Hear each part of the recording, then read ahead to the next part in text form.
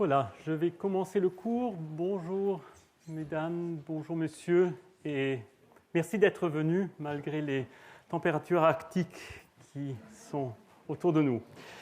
Que fait l'œil du spectateur de l'œuvre d'art? C'est la question de mon cours d'une part. C'est aussi une question qui intéresse l'ensemble du discours de l'art, et ce, dès le VIe siècle.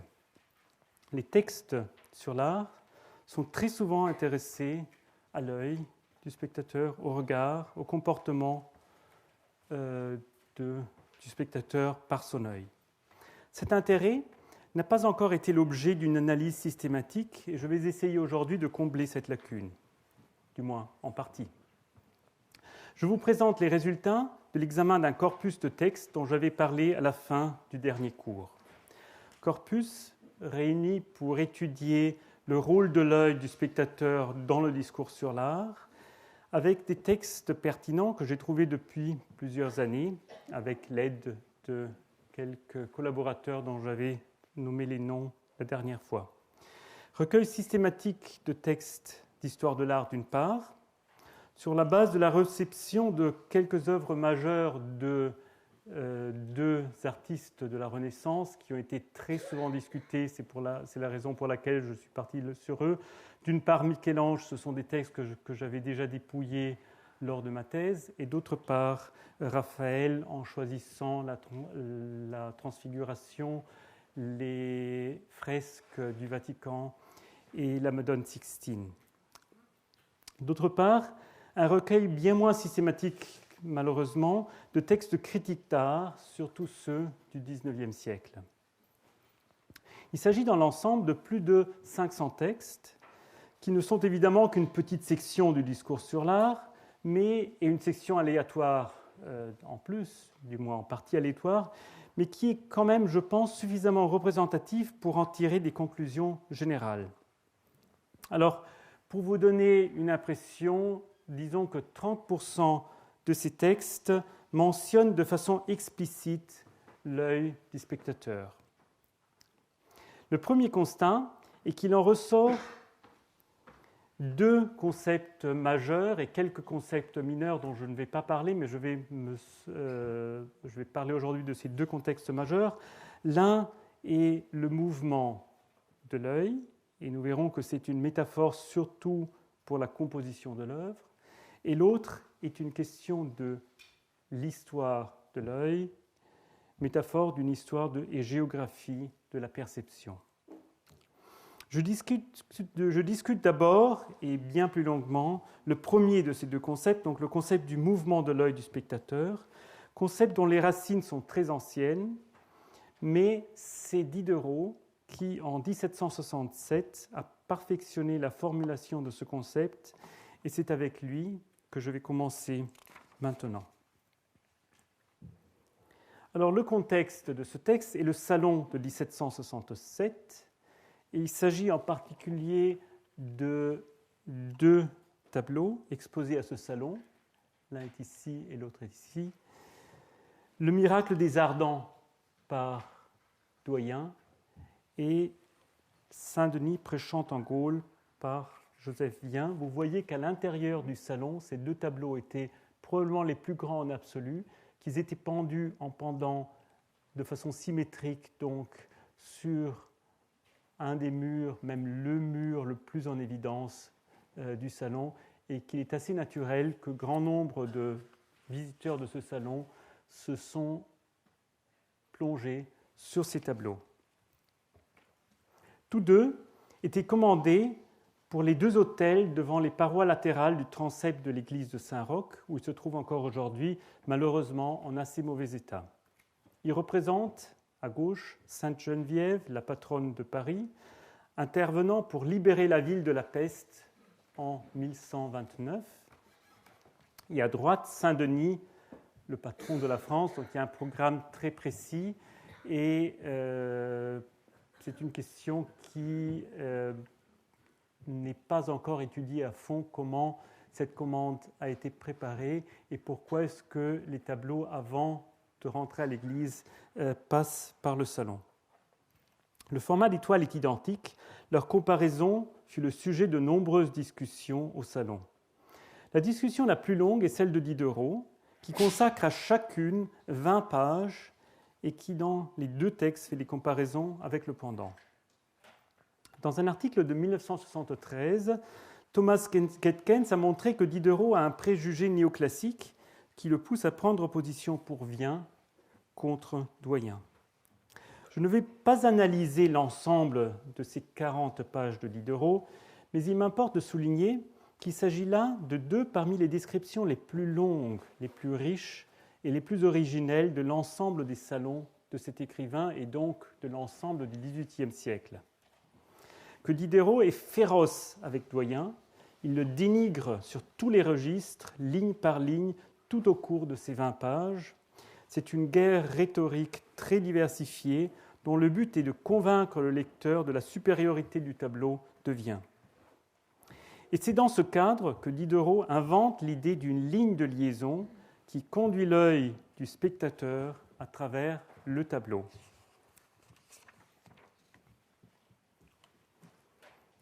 Je vous lis donc quelques lignes de ce texte de Diderot, la description de la composition du tableau de Vien.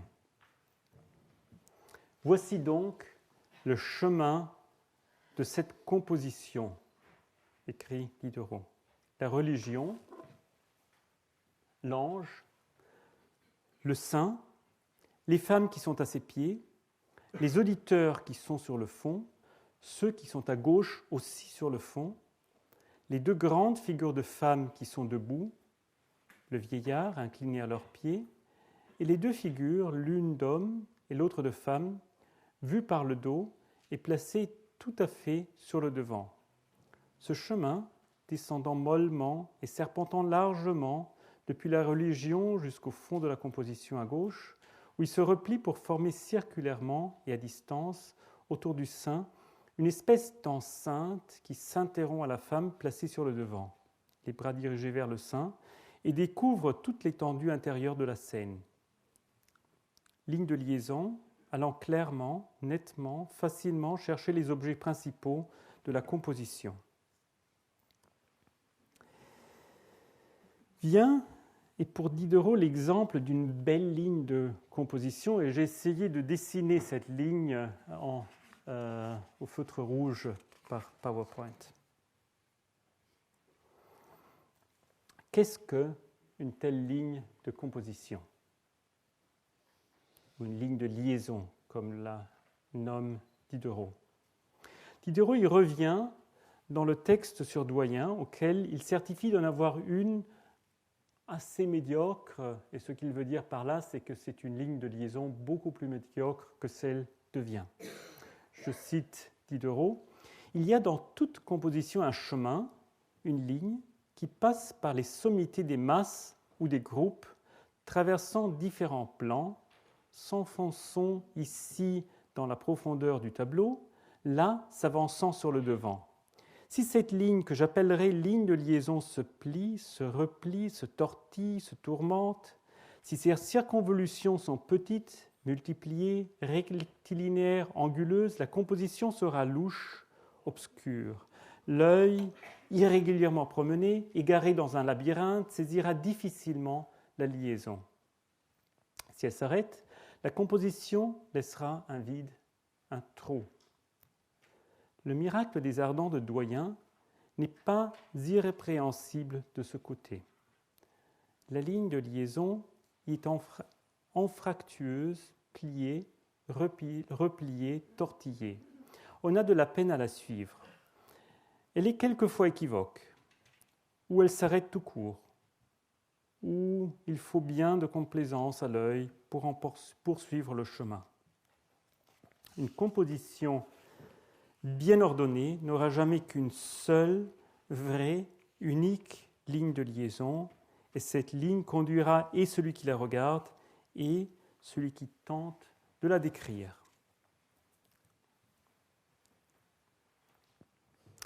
La ligne de liaison est, Diderot le dit de façon explicite, la ligne de composition du tableau. Il en parle pour mettre en évidence la différence, ou plutôt la supériorité de Vien par rapport à Doyen. Diderot va cependant au-delà de cette comparaison. il y a une phrase clé dans ce texte, c'est la phrase que je venais de lire déjà et que je répète volontiers, une composition bien ordonnée n'aura jamais qu'une seule, vraie, unique ligne de liaison, et cette ligne conduira et celui qui la regarde et celui qui tente de la décrire. C'est une revendication fondamentale et globale pour toute peinture. Diderot explique comment un tableau, tout tableau, doit être composé. En bon philosophe de Lumière, il base ce précepte sur le mode de vision du spectateur, de tout spectateur. Il prétend de savoir comment se comporte son œil, comment se doit comporter son œil. Ce prétexte est tellement important qu'il en tire même une maxime littéraire. Cette ligne conduira et celui qui la regarde et celui qui tente de la décrire. Nous verrons la semaine prochaine que son modèle de la vision est physiologiquement faux. Mais je veux d'abord montrer que ce modèle est répandu dans le discours sur l'art. La plus ancienne description détaillée d'une architecture réelle est probablement celle que donne Procope de Césarée de la Sainte-Sophie à Constantinople, un texte qui a été écrit vers 553, donc au milieu du VIe siècle, à l'intérieur d'un livre où Procope parle des bâtiments construits par Justinien. Je cite dans une traduction, « La voûte dorée ne semble pas être posée sur l'ouvrage de dessous, mais suspendue par des chaînes du haut du ciel. Toutes ces parties jointes ensemble avec tant d'art forment un merveilleux assemblage qu'on ne peut regarder sans une agréable surprise. Les yeux ne peuvent pas s'arrêter longtemps et considérer un endroit sans être aussitôt attirés par d'autres. Les spectateurs sont dans un transport et dans une agitation continuelle qui procède du doute de ceux qu'ils y doivent le plus admirer. Leur esprit suit le mouvement de leurs yeux et, après être tournés de tous côtés, ils demeurent en quelque sorte en suspension. Le mouvement de l'œil est donc le moyen d'exprimer une caractéristique importante de cette architecture. Les visiteurs de l'église sont surpris parce qu'ils ne voient pas de piliers qui puissent soutenir cette coupole qui était la plus grande en dehors du Panthéon de Rome, qui était construite à ce moment-là. Donc on a l'impression que cette coupole soit suspendue, ou du moins on se demande comment est-ce qu'elle peut tenir, puisque les murs que l'on voit ont de grandes ouvertures, des arcades et des fenêtres. Alors, la raison du point de vue architectural est évidemment qu'il y a des piliers, mais ces piliers ne sont pas visibles de l'intérieur, ils ne sont visibles que de l'extérieur, et c'est certainement quelque chose de voulu par les architectes, et que Procope transforme dans une explication par la vision, par l'embarrassement du spectateur qui cherche à voir les soutiens de cette coupole. Il y a donc chez Procope une conscience du lien entre l'œil et son mouvement avec l'attention du spectateur. Nous regardons là où se porte notre attention, et c'est quelque chose qui effectivement se retrouve dans quelques autres textes de l'Antiquité. Nous voyons donc, puisque ce texte de Procope est intéressant, étant le tout premier texte qui décrit de façon détaillée une architecture, donc dès le début de l'histoire de la description d'œuvres d'art, nous retrouvons une réflexion de l'œil. Cependant, ce texte reste assez isolé. C'est un rare exemple de description détaillée du premier millénaire de façon générale, et c'est le seul exemple de mention explicite du mouvement de l'œil dans le discours de l'art de cette époque que je connaisse. Le prochain exemple, et nous allons faire un grand bond de presque 900 ans, ou même de bien 900 ans, est le traité d'architecture de Philarète, architecte, théoréticien florentin qui écrit dans les années 1460 un traité qui est resté manuscrit et qui est quand même, à côté de Alberti, le premier traité d'architecture de la Renaissance.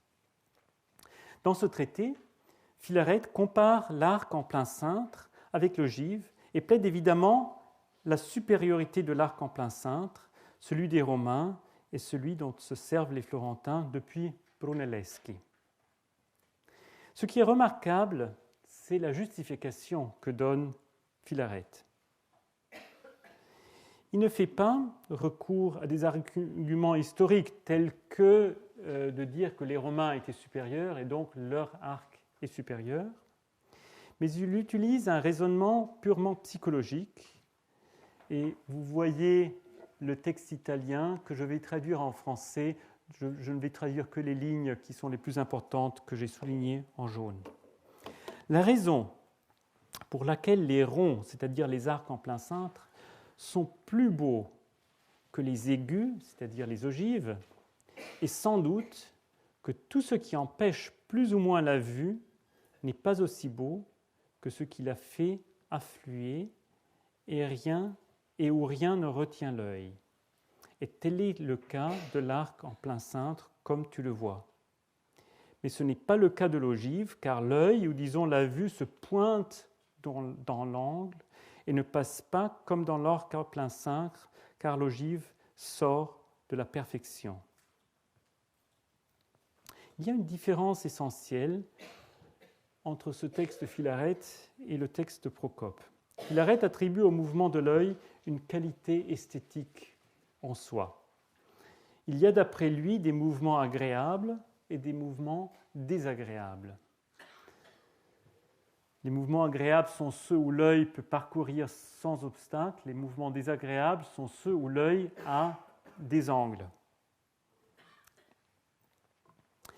Cette idée, selon laquelle le mouvement de l'œil aurait une ou même plutôt des qualités esthétiques au pluriel, revient vers 1600 dans deux descriptions d'architecture, mais vous voyez, ce sont des textes très isolés. Celle de la Venezia Città Nobilissima de Sansovino, un des premiers guides artistiques d'une ville de Venise, écrite en 1581, et la description de la villa du Belvédère de Frascati par Monsignor Agucchi en 1611. Ça, c'est un texte qui est resté manuscrit jusqu'à peu. C'est donc à Paris, André Philibien, celui que j'aime bien qualifier de premier historien de l'art professionnel, que le concept d'un mouvement de l'œil a été introduit de façon durable dans le discours sur l'art. Dans l'une de ses premières descriptions de tableaux, au sujet des reines de Perse au pied d'Alexandre, tableau de Lebrun qui se trouvait déjà alors dans les collections du roi, qui a été faite pour le roi, dans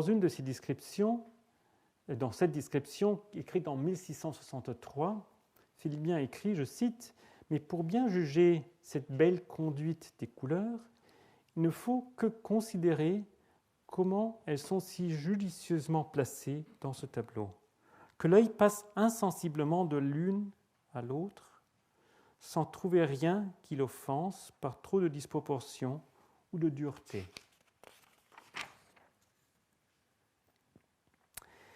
Philibien élabore ensuite ce concept, peut-être en collaboration avec Lebrun et Bourdon, dans les conférences de l'Académie royale de 1667 que lui-même publie en 1668.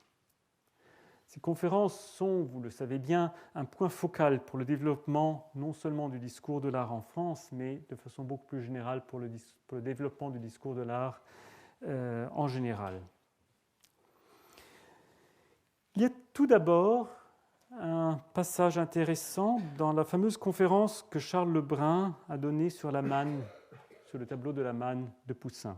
Je cite, « Il, donc Lebrun, dit que ce qu'il appelle partie sont toutes les figures séparées en divers endroits de ce tableau, lesquelles partagent la vue. Lui donne moyen, en quelque façon, de se promener autour de ces figures et de considérer les divers plans et les différentes situations de tous les corps. Et les corps mêmes différents les uns des autres.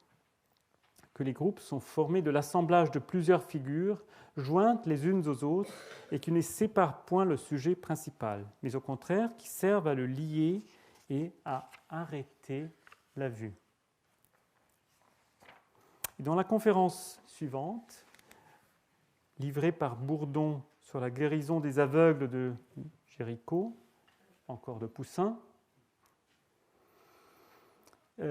Philibien ou Bourdon, c'est toujours un peu difficile de savoir quelle a été la part de Philibien, rédacteur de ces conférences. A-t-il peut-être même déjà participé à l'instauration de ce texte? Il faut bien savoir que ce sont des peintres qui étaient obligés par Colbert à donner des conférences alors qu'ils n'étaient pas vraiment, n'avaient jamais été auteurs auparavant. Et Philibien était secrétaire de l'Académie et je pense qu'il avait un rôle assez important dans les conférences, autant dans leur création que certainement, puisque c'était son rôle officiel, dans leur publication. Donc, Bourdon et ou Philibien écrivent « Il, Poussin, a trouvé le moyen de satisfaire davantage la vue par les objets divertissants dont il a rempli son tableau, sans rien faire néanmoins, dont le trop grand éclat éblouisse les yeux, et les détourne de dessus les figures qui en sont le principal objet. Qu'il est certain que dans une disposition du tableau, plus il y a de figures, et plus les yeux de ceux qui le regardent trouvent d'objets qui les arrêtent. Que le peintre, voulant fixer entièrement la vue des spectateurs sur le Christ, pour faire observer son action, il lui a été plus avantageux de le représenter accompagné de peu de monde. Philibien parle donc, tout comme Philarète, d'un mouvement plus ou moins agréable des yeux du spectateur. L'œil se promène dans le tableau, et cette promenade est d'autant plus agréable, plus satisfaisante, comme il dit, que l'œil trouve des repères où il peut s'arrêter de temps à autre. Il faut, d'une part, que ces repères soient reliés les uns aux autres, et il faut, de l'autre, une claire hiérarchie pour que le regard soit attiré d'abord et surtout par le sujet principal. Si Philibien parle du mouvement du regard, c'est pour expliquer ce que nous appellerions aujourd'hui la composition du tableau, de ces tableaux, c'est-à-dire l'agencement des parties du tableau, les unes par rapport aux autres et par rapport à l'ensemble. Pourquoi est-ce que Philibien fait recours à la vue du spectateur au lieu de parler tout directement de la composition? D'une part, parce que le terme composition ne faisait pas partie du discours sur l'art dans les années 1660. On pouvait parler de disposition, c'est ce que fait parfois Philibien, mais ce terme n'était pas connu par rapport au tableau. C'était un terme qui existait bien dans la rhétorique. La disposition d'un texte était un concept très répandu, mais il n'existait pas encore de terme que tout le monde aurait pu comprendre pour parler justement de ce que nous appelons aujourd'hui la composition. Et donc, le regard du spectateur qui va d'un endroit à l'autre est une façon de parler de ce pourquoi on n'a pas d'autre terme. Alors, pourquoi est-ce qu'on se sert de cela? Il semble bien que Philibien et beaucoup d'autres ont ressenti qu'il y a un certain lien entre le comportement de l'œil et la composition du tableau, lien qui est justement la question un peu fondamentale que je vais poser de façon plus précise dans le prochain cours.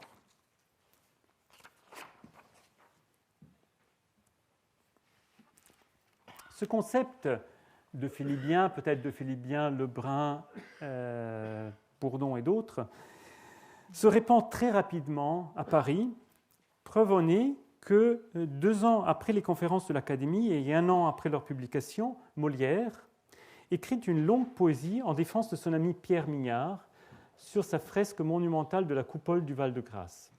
On y trouve une reprise directe de l'idée de faire ressortir la figure principale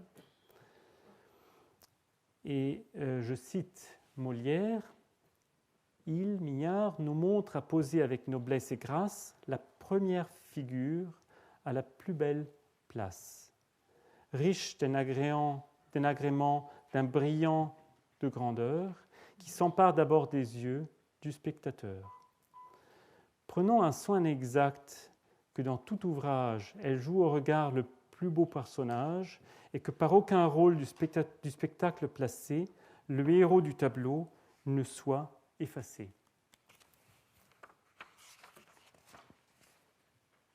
Et c'est ensuite surtout Roger de Pile qui développe et popularise encore cette idée. Il la reprend dès 1677 dans ses conversations sur la connaissance de la peinture lors d'une description du massacre des Innocents de Rubens. Et puis surtout dans son cours de peinture par principe de 1708, un des manuels d'art les plus lus au XVIIIe siècle. Je cite de ce cours: « Les yeux ont cela de commun avec les autres organes des sens qui ne veulent point être interrompus dans leur fonction, et il faut convenir que plusieurs personnes qui parleraient dans un même lieu, en même temps et de même ton, feraient de la peine aux auditeurs qui ne sauraient auquel entendre. Semblable chose arrive dans un tableau où plusieurs objets séparés, peints de même force et éclairés de pareille lumière, partageraient et inquiéteraient la vue, laquelle étant attirée de différents côtés, serait en peine sur lequel se porter, ou qui, voulant les embrasser tous d'un même coup d'œil, ne pourrait les voir qu'imparfaitement. Pour éviter donc la dissipation des yeux, il faut les fixer agréablement par les liaisons de lumière et d'ombre, par des unions de couleurs et par des oppositions d'une étendue suffisante pour soutenir les groupes et leur servir de repos. Mais si le tableau contient plusieurs groupes, il faut qu'il y en ait un qui domine sur les autres. La satisfaction des yeux est donc l'un des fondements de l'unité d'objets dans les tableaux. Le précepte est le même que celui qui avait été formulé de façon pas aussi explicite par Félibien. Il faut composer de façon claire, avec plusieurs groupes bien repartis et un groupe principal. La justification de ce précepte est aussi la même. Il faut rendre le mouvement de l'œil agréable. On remarque donc que 40 ans après les conférences, De Pile reprend les concepts des conférences, mais les explique de façon beaucoup plus précise, circonstanciée, et donc répand cette idée avec un effet qui est un tout autre. On pourrait dire que ce cours de peinture est une explication des préceptes du peintre justifiée par une physiologie de l'œil. Alors c'est le cas pour ce que je vous ai expliqué, c'est le cas pour quelque chose de très semblable qui développe un peu plus tard et qui développe à l'aide de l'une des rares tables de ce cours. C'est la table dans laquelle il montre l'idée de la grappe de raisin qu'il appelle la grappe de raisin de Titien. Est-ce que Titien a jamais parlé de cette grappe ? Je n'en sais rien. Je crois que nous ne le savons pas, nous ne pouvons pas l'exclure, mais cette idée est surtout une idée qui est liée à Roger de Pile. Donc l'idée de dire que quand une grappe est peinte de cette façon-là, elle est bien faite. Donc il faut que chacun des objets montre son volume par des ombres et des lumières, mais il faut que l'ombre principale se trouve en un endroit et non pas dans chacune. Alors que si on peignait des grappes ou des boules de façon comme c'est montré ici, on disperderait le regard, on aurait une composition à laquelle il manquerait un sujet principal, à laquelle il manquerait une hiérarchie, à laquelle il manquerait un ordre, et qui serait donc une mauvaise composition.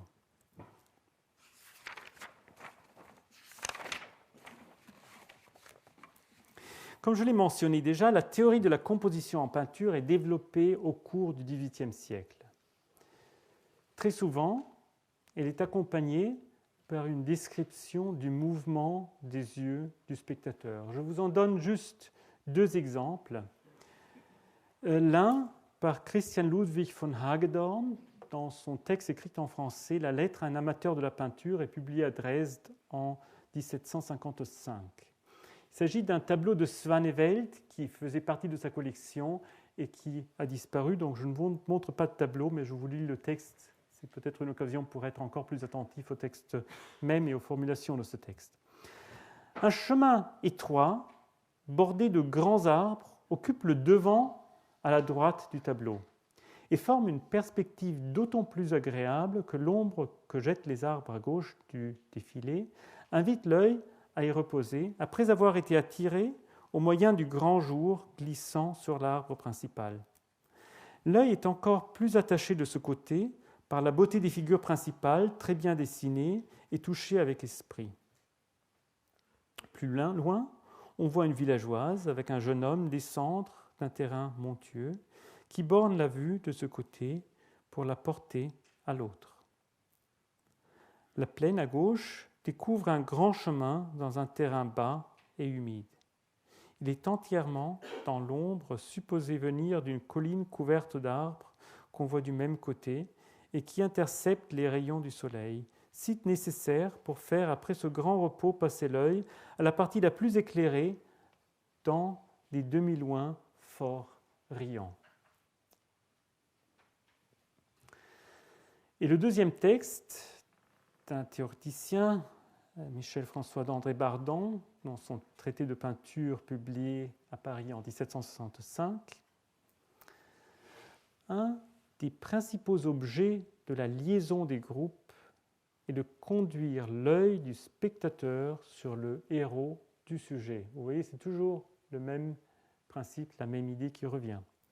Il convient que cette opération se fasse par une marche diagonale. Et là, vous voyez qu'il y a des nouveautés. Le nombre de termes géométriques, le nombre de termes techniques a énormément augmenté entre 1708, Roger de Pile qui n'en a presque aucun, et 1765 d'André Bardon qui par contre en a beaucoup. Donc il convient que cette opération se fasse par une marche diagonale. Pour soutenir artistement la lumière principale, il faut introduire des échos lumineux qui appellent successivement l'œil du spectateur et qui le promenant d'un bout à l'autre sur des lignes diagonales. La lumière principale doit, autant qu'il est possible, présenter dans sa marche et dans sa progression des formes triangulaires, une trace diagonale et une chaîne successive dont l'œil ne perd jamais le fil.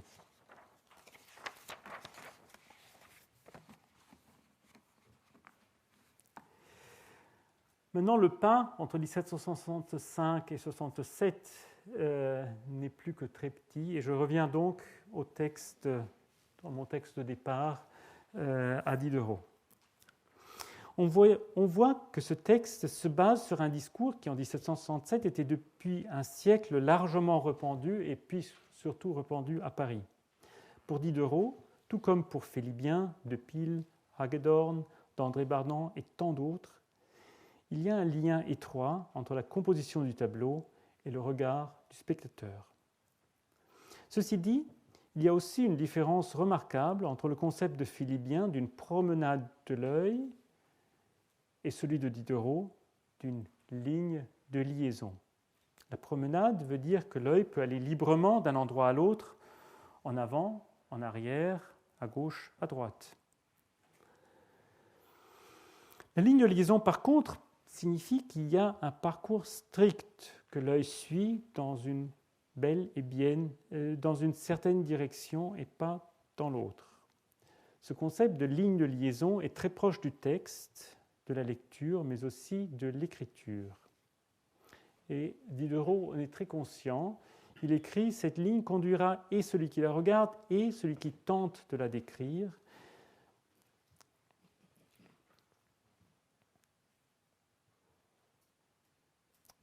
Et cela explique, je pense, quelque chose sur lequel on s'est posé des questions.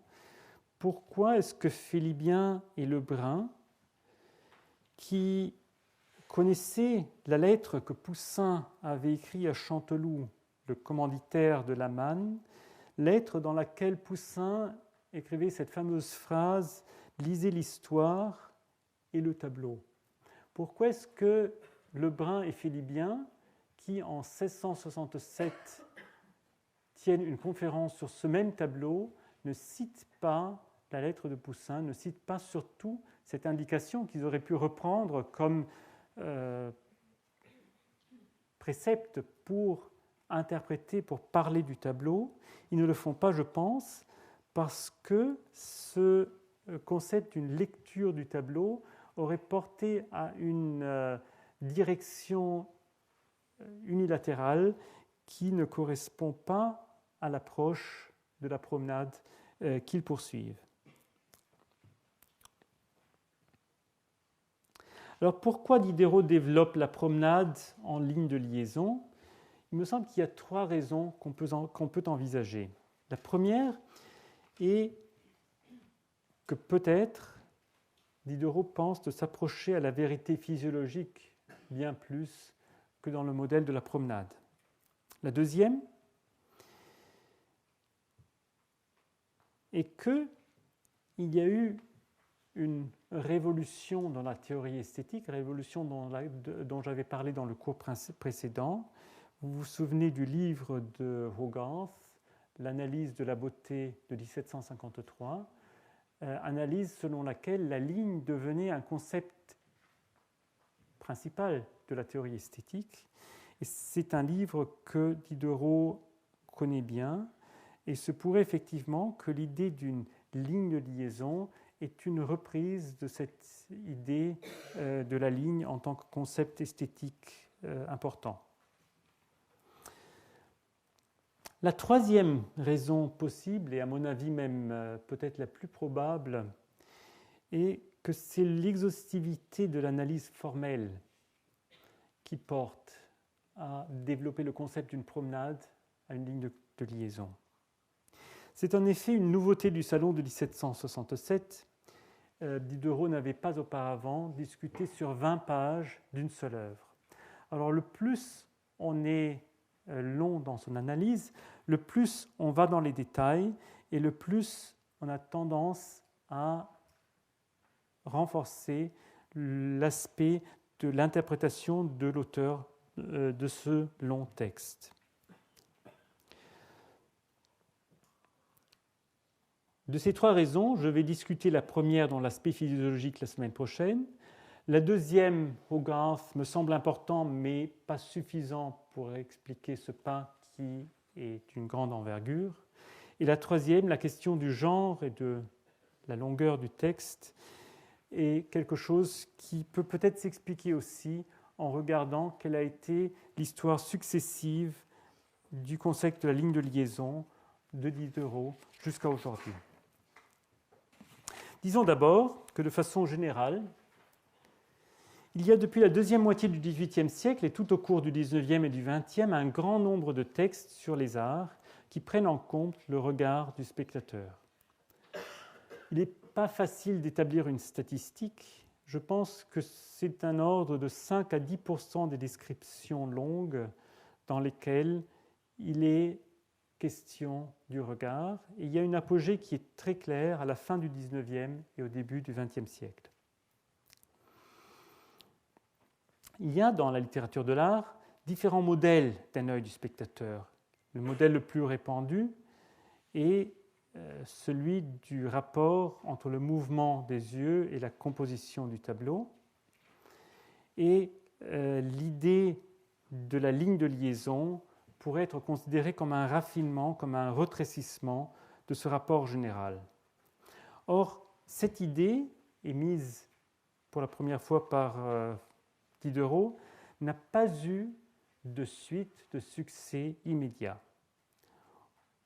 Il n'y a pratiquement aucun texte dans les années qui suivent qui reprenne l'idée d'une ligne de liaison, bien que le texte de Diderot était connu et même assez fameux. Ce n'est que vers un siècle plus tard, donc après la moitié du XIXe siècle, que l'on constate une renaissance de ce concept.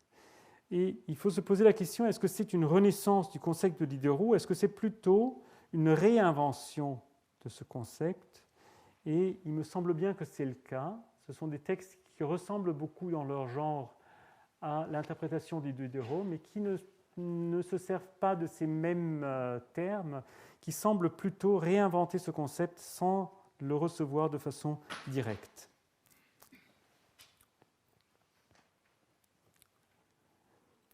Cette réinvention du concept est centrée dans les universités de langue allemande et elle est, je pense, intimement liée à l'institution de l'histoire de l'art comme matière universitaire, donc scientifique. C'est un phénomène qui se passe à partir des années 1850, où dans les universités de langue allemande, donc en Allemagne, mais aussi en Suisse et surtout en Autriche, dans chaque université, peu à peu, on a introduit des chaires d'histoire de l'art. Alors, quelle est la différence entre un historien de l'art qui travaille dans un musée, qui travaille pour écrire des textes en tant qu'auteur, et un historien de l'art qui se trouve dans une université? Celui qui est dans l'université doit démontrer qu'il est un scientifique. Donc, il y a une poussée remarquable de l'analyse formelle dans les textes allemands de professeurs d'histoire de l'art universitaire à partir de la deuxième moitié du XIXe siècle, et une poussée de la longueur des descriptions analytiques des œuvres. Alors, des exemples dont je ne vais pas citer maintenant des œuvres pour question de temps. Un exemple intéressant de quelqu'un qui se sert beaucoup de ce genre de description de l'œil, aussi des parcours très précis de l'œil, est l'archéologue Heinrich von Brunn.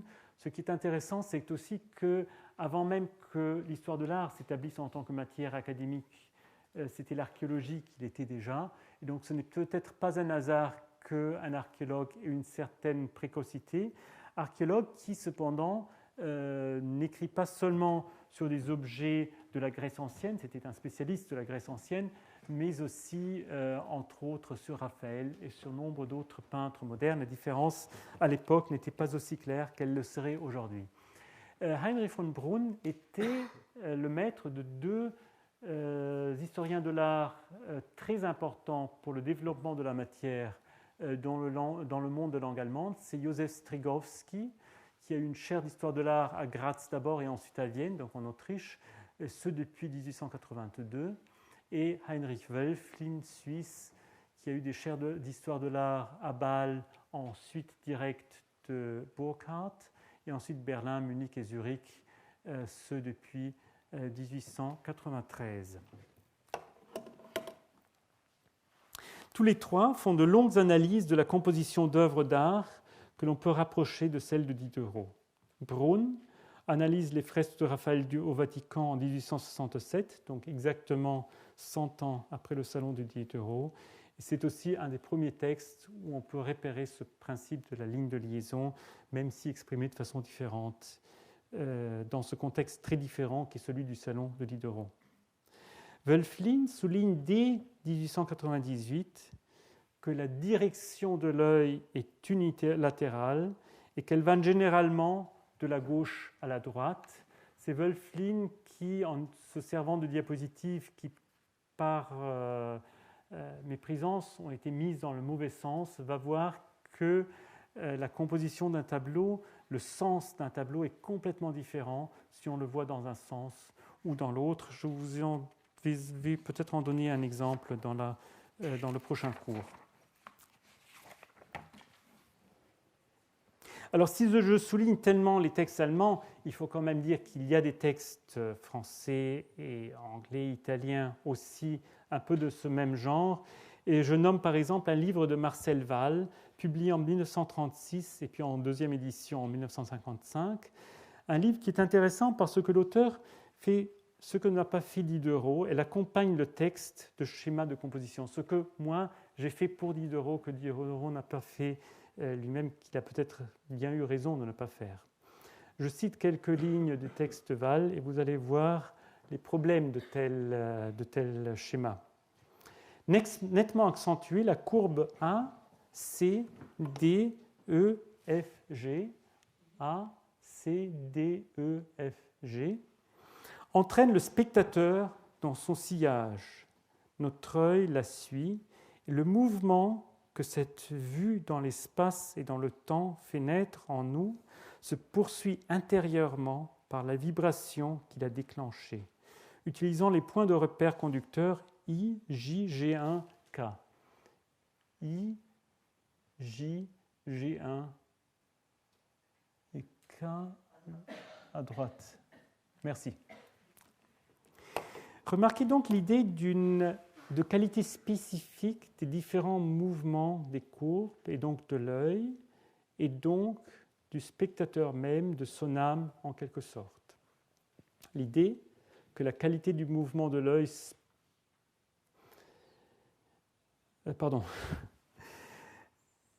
L'idée est que l'œil soit conduit par le tableau et que cette conduction, qui correspond évidemment aussi à l'attention du spectateur, se transforme en une certaine qualité qui est une qualité intérieure. Et c'est un concept qui est très courant chez Wahl, mais aussi dans nombre d'autres descriptions allemandes, italiennes, françaises, donc de cette époque, de la fin du XIXe et du début du XXe. C'est l'historien de l'art Kurt Batt qui a réalisé le climax académique du concept de ligne de liaison. En 1961, dans un livre qui a été très largement et intensivement discuté en Allemagne, il a développé une méthode d'analyse de tableaux basée sur la détection de la ligne de composition. Batt prétend qu'il faut lire chaque tableau de gauche à droite, selon leur propre ligne de composition, que cette ligne guide non seulement l'œil du spectateur, mais qu'elle doit surtout guider l'analyse de l'historien de l'art.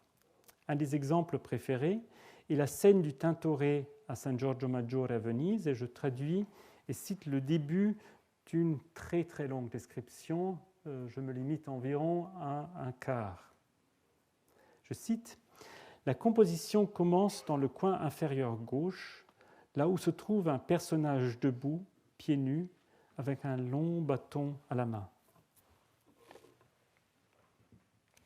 Ce pèlerin parle avec le premier des apôtres, et l'on pourrait croire que la composition irait directement vers le personnage principal, le Christ. Mais ce n'est pas le cas. Par l'attitude des apôtres, la rotation de son corps et le mouvement de ses mains qui sont soulevées et empêchent clairement l'émergence d'un lien spirituel entre le pèlerin et le Christ, il surgit entre lui et l'apôtre suivant, donc cet endroit-là, qui se détourne vigoureusement du premier, une pause dans la composition. Le regard qui s'arrête est alors dirigé vers le bas, suivant l'axe du corps de l'apôtre, longeant sa jambe illuminée. La vue est guidée par le subtil accent lumineux du carrelage au prochain groupe du premier plan. Ça, c'est le subtil illumination du carrelage. Le chien qui sort de sous la table et poursuit un chat. Celui-ci s'attaque à un panier avec de la nourriture qui est exactement à droite du centre, bien en évidence. Nous suivons donc à un motif trivial, à une petite scène de genre, aux antipodes de la grandeur de la procédure qui va constituer le thème principal du tableau. Un autre motif distrayant suit pour nous détourner de l'axe principal, le chef de cuisine, grande figure de dos en mouvement de danse. De là, l'œil est porté en passant par une deuxième nature morte à une autre servante jusqu'à ce qu'il arrive au grand bol avec une serviette, avant de se perdre dans les profondeurs de l'espace. Et de là, la vue sera conduite presque horizontalement vers la gauche, donc comme ça, et c'est seulement par la suite qu'on va revenir, et la description continue, et je ne la lis plus, sur le centre et surtout sur la figure principale qui est évidemment le Christ. J'en viens donc, pour les dernières minutes, à la deuxième partie, au deuxième modèle, l'histoire de l'œil, métaphore d'une histoire et géographie de la perception. Depuis Winkelmann, et surtout avec l'institution de l'histoire de l'art dans les universités de langue allemande, le but essentiel de cette nouvelle discipline a été de faire des analyses de la forme des œuvres pour déterminer les caractéristiques du style, c'est-à-dire les caractéristiques communes à un artiste, à une région ou à une époque. Et il y a une synergie entre l'analyse des formes et donc de la composition des œuvres et la description du regard, un discours dont je viens de parler. Mais certains tirent des conclusions qui vont bien au-delà, des conclusions selon lesquelles les différences de forme sont directement liées à des différences du regard, à des différences donc dans la modalité de perception des hommes ou femmes d'une certaine époque ou encore d'une certaine région par rapport à une autre.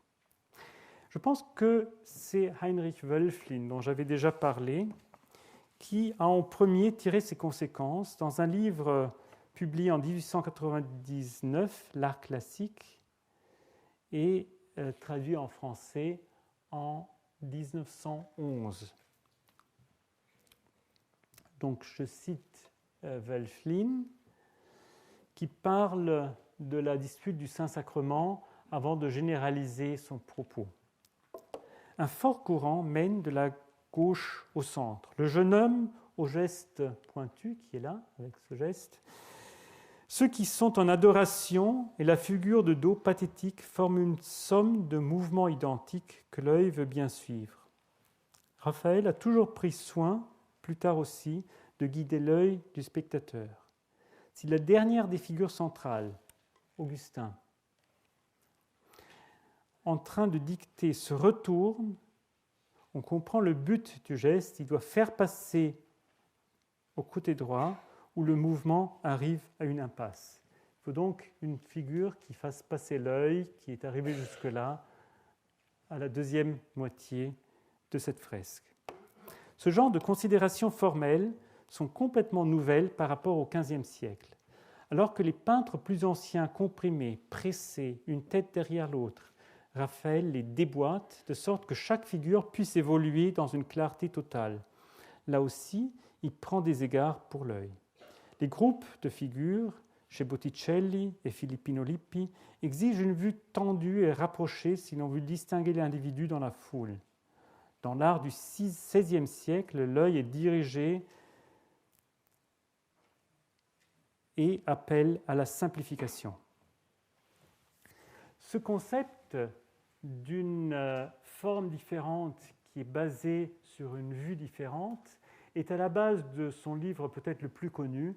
Ce sont les principes fondamentaux de l'histoire de l'art, le problème de l'évolution du style dans l'art moderne, publié en 1915 et traduit, je crois, seulement en 1952 en français.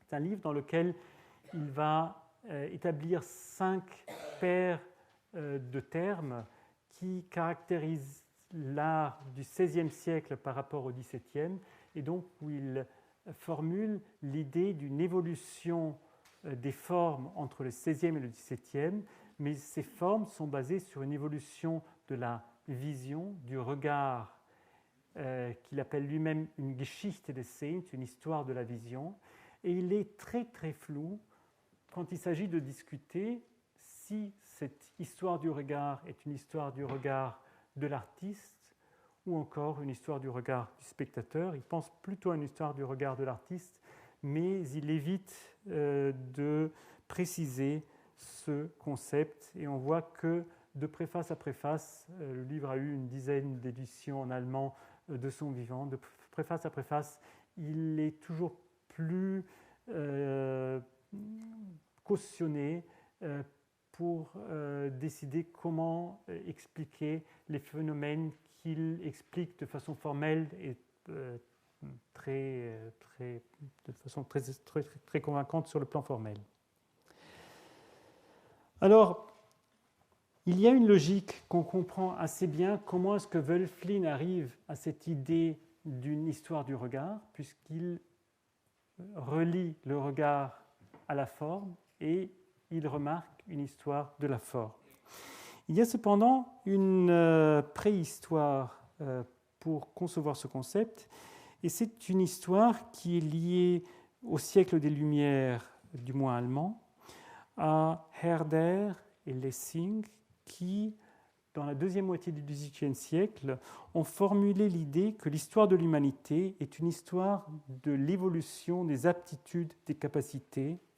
Et donc, parmi les nombreuses aptitudes qui ont évolué, le regard aussi a une évolution. C'est une idée qui est reçue dans l'histoire de l'art assez tôt, enfin relativement tôt, du moins Moritz Tausing, qui a eu une chaire d'histoire de l'art à l'Université de Vienne en 1873, parle dans sa conférence d'inauguration du fait que le but de l'histoire de l'art est justement d'étudier l'évolution de la vision.